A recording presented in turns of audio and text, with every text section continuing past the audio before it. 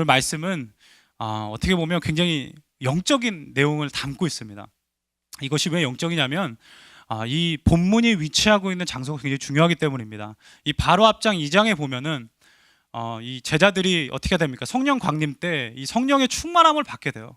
그래서 막 방언도 하는 역사가 일어나고, 특히 베드로 같은 경우에는 설교 한 번에 이 성인만 3,000명이 돌아오는 그런 놀라운 역사가 있게 됩니다.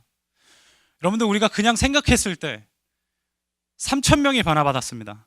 성령이 충만합니다. 그 다음 3장은 뭐가 기록돼야 맞아요?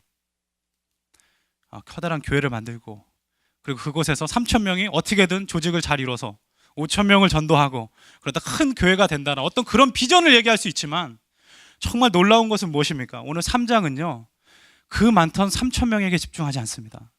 오히려 한 명, 나면서부터 안진뱅이 단자에 집중하고 있어요. 이것이 무엇을 얘기하고 있는지 우리가 좀 오늘 이 말씀을 통해서 함께 알아봤으면 좋겠습니다. 저희가 신앙생활을 하다 보면은 굉장히 이 한 가지 굉장히 중요한 아이러니에 부닥칠 때가 있습니다. 그것은요, 어쩔 때 저희가 은혜 충만할 때는 막 뭐든지 다 가능합니다. 얼굴도 너무 밝아요. 할렐루야, 그렇지, 막 잘해주고요, 자녀들 막 모두 사주고 막 그렇게 합니다. 밥도 맛있게 잘 만들어주고, 남자분들은 설거지도 하고 청소도 하고, 은혜 받으면 그렇게 합니다. 그렇지만 은혜가 떨어지면 아무것도 하기가 싫어요. 그러면 저희 안에 두 가지 마음이 생기는 것입니다. 아니, 어쩔 때는 정말 은혜 충만할 때는 모든 게 다 가능한데, 은혜가 떨어지고 나니까 전혀 다른 내 모습이 있는 거예요. 그리고 내 안에 지속적으로 나를 괴롭히는 어떤 죄의 모습이나 잘못된 습관들이 저를 계속적으로 비참하게 만들 때가 있습니다. 내가 하나님 앞에서 도대체 이 모습은 도대체 뭐냔 말이에요. 또 저희 지체 중에는 연약한 지체가 있을 수 있어요. 예수님 믿고 막 믿음이 좋아 보이는데 어느 순간엔 좀 이상하게 그 지체가 또 이렇게 뚝 떨어지고 잘 안 나오고 신앙생활 안 하고, 어떤 그런 모습이 생길 때 저희 가운데는 혼란이 있을 수가 있습니다. 어느 게 진짜 모습일까? 어떻게 하시겠어요? 이것을 어떻게 설명하겠습니까?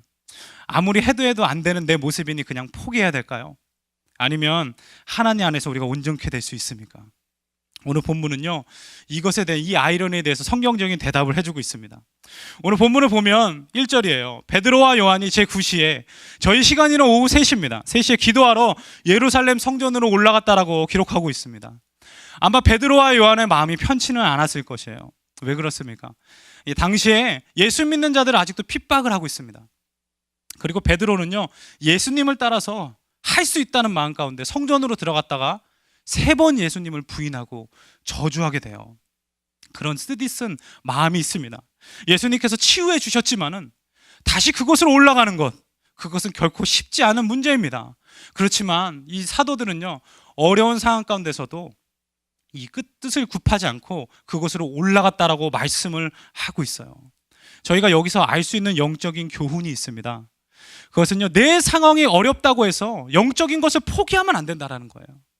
만약에 베드로와 요한이 위험하니까 누구든지 가라는 말 안 했을 것 같아요. 위험하니까 집안에서 그냥 조용히 앉아만 있었다면 어떤 일이 일어났습니까? 오늘 하나님께서 예비해 놓은 이 영혼 말이에요. 한 영혼 말이에요. 태어나면서부터 못 걷는 자, 아무도 도와줄 수 없는 그 자는 구원을 얻을 수가 없습니다. 하나님께서 주시는 복음의 기회는 베드로와 요한이 올라가지 않으면 성취가 되질 않아요. 우리가 어떤 상황 가운데서도 영적인 것을 위해서요, 다 희생할 각오가 있어야 됩니다.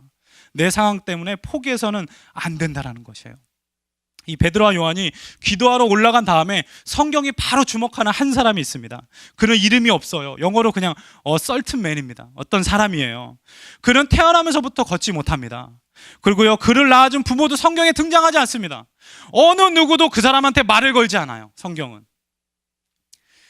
그의 일상을 대해서 얘기하고 있습니다. 무엇입니까? 그 사람은요, 미문이라는 성문에 앉아서 누가 그냥 떨고 놓으면 하루 종일 구걸하는 거예요. 그게 그 사람의 일생이고 인생입니다. 이 장면을 생각하는데 얼마나 마음이 아픈지 모르겠어요. 한 번도 제대로 걸어본 적이 없어요. 걸어서 올라왔는데 이것도 못 해봤어요. 한 번도 성전에 들어가지 못합니다. 왜 못 들어갑니까?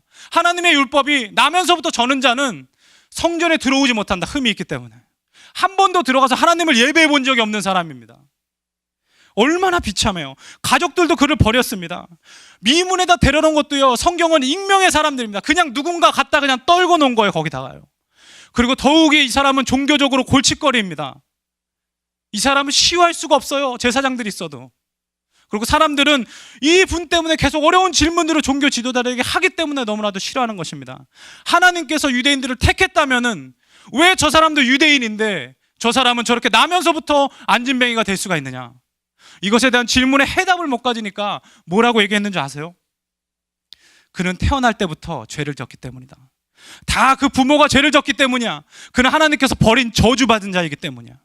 그러니까 부모도 그걸 알기 때문에 그를 버릴 수밖에 없는 것입니다. 한마디로 얘기하자면 이 나면서부터 안진뱅이 된 자는요, 세상이 주목하지 않아요. 종교도 주목하지 않고 그 누구도 주목하지 않습니다. 주목할 만한 가치가 없는 사람이 바로 이분이라는 거예요. 가장 비참한 자가 되어버렸습니다. 더욱더 마음 아픈 것은 그가 앉아있는 장소예요. 2절의 마지막 부분을 보면 그가 미문 앞에, 미문이라는 성문 앞에 앉아있었다라고 기록을 합니다. 여러분, 미문이 뭐예요? 아름다울 미자의 한자입니다. 문문자예요. The beautiful gate of the temple. 이 문을 아주 아름다운 문이라고 얘기하고 있는 거죠. 예루살렘 성문, 그 앞에 앉아 있는 것입니다. 천국의 문을 아주 심볼합니다. 화려하고요, 금으로 치장됐고 막 은을 박아놔가지고 당시에 얼마나 무거운지 20명이 이거를 간신히 낑낑대고 올려야 그 문을 열고 닫을 수 있다라는 거예요. 하나님의 은혜의 풍요로움이 있습니다. 하나님의 치유가 있는 이 성전 문 앞에 아이러니하게도 이 세상에서 가장 비참한 자가 지금 앉아 있습니다. 여러분, 이거 어떻게 설명하시겠어요?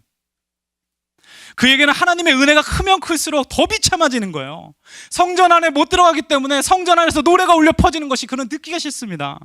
하나님의 은혜 가운데 많은 사람이 나오면 나도 저곳에 들어가고 싶은데 더 비참함이 커지는 거예요. 어떻게 보면 주님의 은혜가 커지면 커질수록 이 사람은 더욱더 작아지는 것입니다. 하나님께서 이 상황을 왜 우리에게 말씀해 주실까요? 이 상황을 우리 가운데 오늘 이 저녁에 왜 말씀해 주실까요? 사람들이 갈 때 구걸합니다. 쳐다도 못 봐요. 왜요? 쳐다보면 부정 탄다고 이 구걸을 못 하잖아요. 돈을 안 줄 거 아니에요. 그러니까 고개도 푹 숙이고 있어요. 그런데 그가 모르는 게 있어요. 이 본문에 베드로와 요한 빼고 아무도 모릅니다. 그건 무엇입니까? 하나님은요, 지금 성전 안에서 예배를 드리고 있는 종교 지도자들을 집중하지 않습니다. 기록이 한 군데도 없어요. 몇천 명이 손들고 하나님을 찬양하는 것도 하나님 보시지 않습니다. 주님께서 보시는 것은 바로 이 영혼이에요. 예수님이 가장 필요한 그 영혼을 예수께서는 바라보고 계시다라는 거예요. 이 말씀이 저에게 주시는 영적 의미가 무엇입니까? 저희가 생각할 때 가장 약한 부분이 있습니까? 내가 나를 봤을 때 가장 죄된 부분이 있으세요? 내 삶 가운데 내가 해결할 수 없는 부분이 있습니까? 예수께서는 그곳에 가장 많은 관심이 있다라는 거예요. 저희 지체 가운데 가장 연약한 지체가 있습니까? 예수님은요, 그 지체 가운데 가장 관심을 기울이고 믿음이 있는 저희에게 기도하기를 원하시는 거예요. 오늘 저녁에 하나님께서 말씀해 주시는 것이 바로 그것입니다. 하나님께서 이분을 가장 사랑해요. 그렇기 때문에 어떻게 합니까? 복음을 가진 두 제자를 지금 보내게 되는 것입니다. 이 3절에 베드로와 요한이 성전에 올라가요. 이분은 늘 해오던 대로 구걸을 합니다. 구걸해요. 그런데 이 구걸이라는 단어가 굉장히 또 은혜가 있어요. 이 암즈라는, 이 구제라는 뜻입니다. 이 원어로는요, mercy예요. 그러니까 유대인들이 들었을 때 mercy, mercy 이렇게 들리는 거예요. 계속 되뇌입니다. mercy, mercy. 베드로와 요한이 지금 그 긍휼이 필요하다는 말을 성전에 올라가다 딱 들은 거예요. 그리고 멈춰 섭니다. 여러분, 왜 멈춰 섰을까요? 수많은 유대인들은 그 미문의 아름다움에 집중합니다. 그리고 성전의 화려함에 집중해서 왜 거기 앉아있지? 그러면서 들어가요. 관심이 어디에 있습니까? 화려한 것, 내게 뭘 서비스를 줄 만한 화려한 장소, 그곳에 집중해서 들어갑니다. 그렇지만 베드로와 요한은 달라요. 왜 그렇습니까? 예루살렘 성전은 아무리 아름답다 한들 예수께서 뭐라 말씀하셨어요? 돌 위에 돌 하나도 남지 않고 다 무너뜨리겠다고 예수께서 말씀하십니다. 언젠간 없어질 장소에 불과한 거예요. 여러분, 제자들의 관심은 세상의 화려함이 아닙니다. 예수님의 관심이 한 영혼에게 있었듯이 베드로와 요한은 지나가면서 긍휼이란 말을 들었을 때 가장 많이 받은 게 긍휼이거든요. 그건 예수만 줄 수 있거든요. 그러니까 그 영혼에 집중을 하고 있다는 말씀이에요. 여러분, 저희가 이 영안이 있어야 됩니다. 이제부터는요, 연약한 지체가 있습니까? 내가 기도해야 될 사람들이 있습니까? 예수님의 관점으로요, 그분들에게 시간을 써야 되는 거예요. 저희가 모이더라도요, 좀 믿음이 충만하신 분들은 주중에 얼마든지 교제할 수 있습니다. 그렇지만 주일에 딱 한 번 나오는 분들이 있어요. 그분들에게는 온전히 저희가 시간을 투자해서 말씀도 전해줘야 되고 사랑도 해야 되고 교제도 나눠야 된다는 사실입니다. 저희들끼리만 있으면 예수님의 관점을 놓치게 된다는 말씀이에요. 이 사절을 보면 베드로가 그 안진뱅이의 시각을 교정해 줍니다. 눈도 안 마주치고 계속 그냥 긍휼하고 있으니까 베드로가 얘기하는 거예요. 우리를 보라. 우리를 보란 말이에요. 네가 갖고 싶고 너가 필요한 것은 그런 작은 멀씨, 돈 조각이 아니라는 거예요. 네가 필요한 건 예수인데 우리를 보라. 누가 네 앞에 와 있는지 한번 보란 말이에요. 네가 지금 구할 것이 무엇인지 한번 보라 라고 영적인 시각을 교정시켜 줍니다. 그러고 6절에 뭐라고 얘기합니까? 우리 너무 중요하니까 우리 베드로의 심정을 가지고 이 말씀을 같이 한번 읽겠습니다. 시작.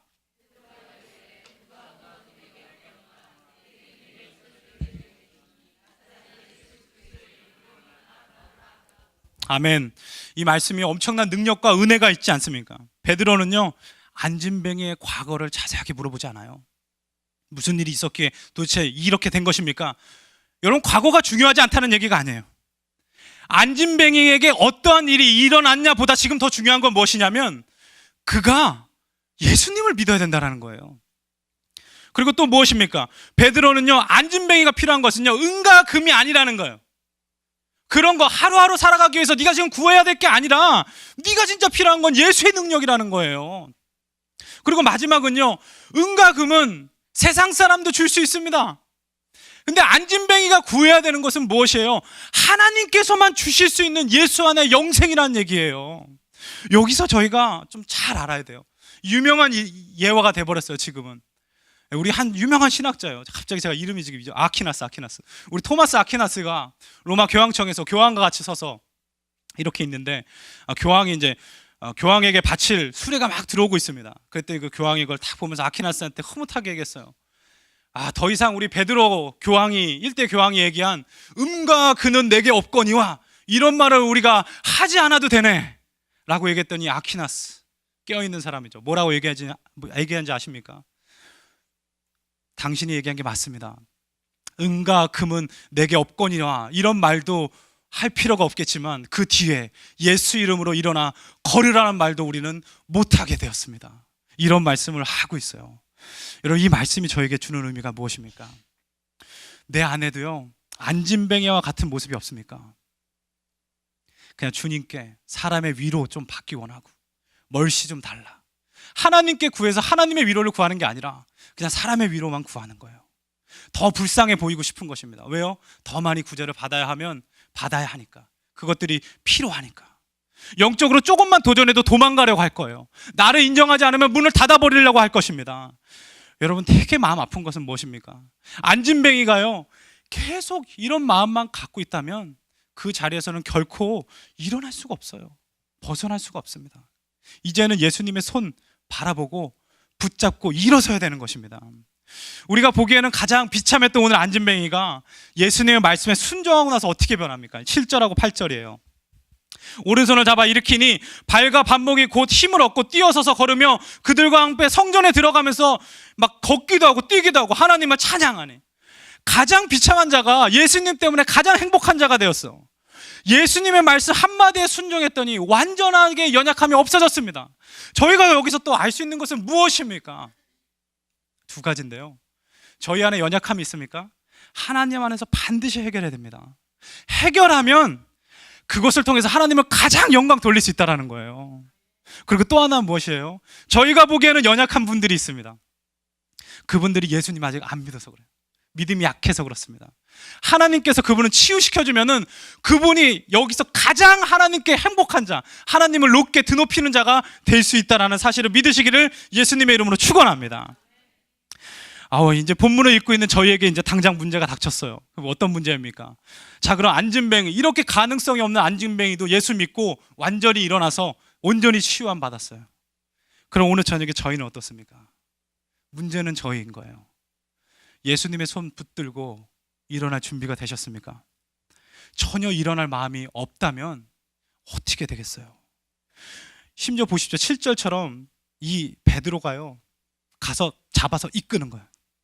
이게 엄청난 겁니다. 그럼 베드로가 잡아서 일어났네요, 이렇게 생각할 수 있어요. 근데 그렇지 않습니다. 제가 오늘 이 말씀을 준비하려고 새벽에 이렇게 딱 기도하면서 딱 나오는데 리디아가 그 새벽에 4시 반에 일찍 일어나가지고 아빠 나가지 말라고 그렇게 우는 거예요.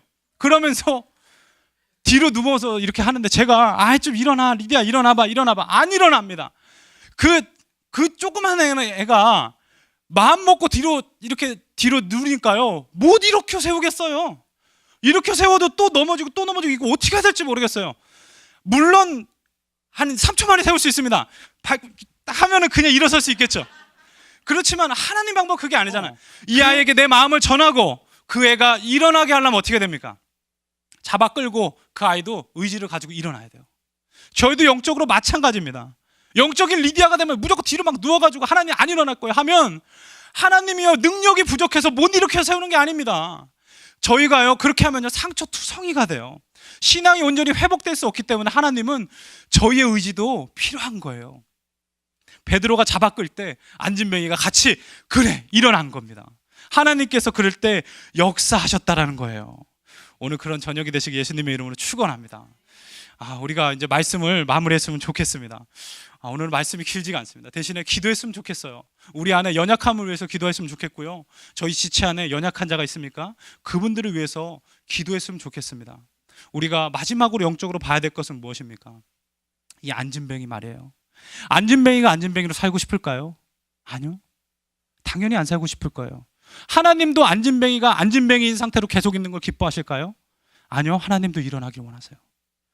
한 명도 안진뱅이가 되는 것을 원치 않습니다. 그런데 문제는 뭐예요? 우리가 여전히 우리 마음 가운데 연약함이 있고 죄성이 남아있는 게 왜 그렇습니까? 가만 생각해 보세요.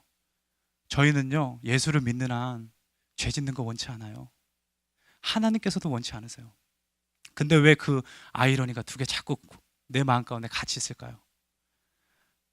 내 시점이 예수에게 없고 내 육체의 소욕이기 때문에 그렇습니다. 우리 저녁에 우리 뒤에 좀 불을 꺼주시면 같이 기도했으면 좋겠는데요.